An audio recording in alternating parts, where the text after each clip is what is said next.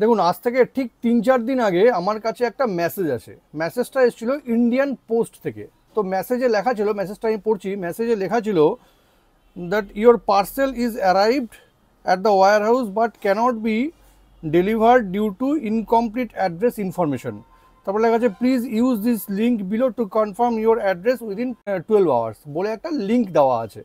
তো এই সমস্ত মেসেজ যদি ইন্ডিয়ান পোস্টের তরফ থেকে আপনাদের কাছে এসে থাকে, এটা কিন্তু একদম পুরোপুরি ফেক মেসেজ। এই লিঙ্কে যদি আপনারা ক্লিক করেন তবে কিন্তু আপনাদের ব্যাঙ্ক অ্যাকাউন্ট বা মোবাইল পর্যন্ত হ্যাক হয়ে যেতে পারে, আপনার অ্যাকাউন্ট কিন্তু শূন্য হয়ে যেতে পারে।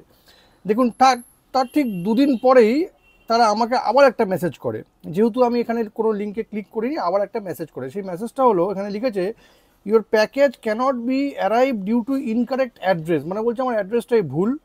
Please update your address within 24 hours or item will be returned. মানে ওরা যথারীতি আমাকে বলছে যে 24 আওয়ার্সের মধ্যে যদি অ্যাড্রেস আপডেট করা না হয় থ্রু দিস লিঙ্ক, তাহলে কিন্তু সেই প্রোডাক্টটা রিটার্ন হয়ে যাবে। অনেকে কিন্তু লোভের বশবর্তী হয়ে, তারা জানে যে কোনো কিছু অর্ডার দেয়নি কিন্তু, বা কোনো কিছু তাও কোনো কিছু আসবেও না, বা তারা কিন্তু লোভের বশবর্তী হয়ে অনেক সময় এই সমস্ত লিঙ্কে ক্লিক করে দেয়। ক্লিক করে দিয়ে কিন্তু সমস্ত কিছু তারা হারিয়ে ফেলে, ব্যাঙ্ক অ্যাকাউন্ট জিরো হয়ে যায়, আর আপনার মোবাইলও কিন্তু হ্যাক হয়ে যাওয়ার সম্ভাবনা থাকে। তো এই সমস্ত লিঙ্ক যদি ইন্ডিয়ান পোস্টের তরফ থেকে এসে থাকে, অনেকের কাছে কিন্তু আসছে, যদি এসে থাকে আপনারা কিন্তু ঘুণাক্ষরেও সেই লিঙ্কে ক্লিক করবেন না।